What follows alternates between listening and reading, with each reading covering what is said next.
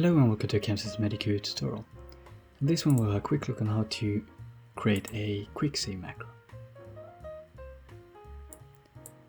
Head over to macro, select an empty spot, and make sure your recording options are set to MQ keys. We can also set the timing to immediate, which means that when you record your macro, it will ignore the internal time code it creates. So we press start macro. MagicQ will now record our key presses. So we press setup, save show, but we want to press enter down by the keypad here.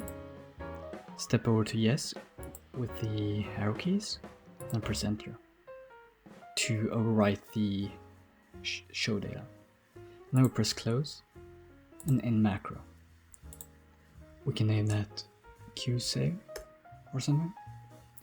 And the first 10 macros will appear if you press on the window here. So you got your quick access to the 10 most used macros.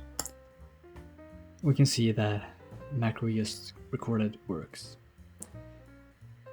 Right, so I hope that was a little useful and perhaps it could bring an insight to how to use macros and how to record them and everything, and we'll perhaps try to explore it further on.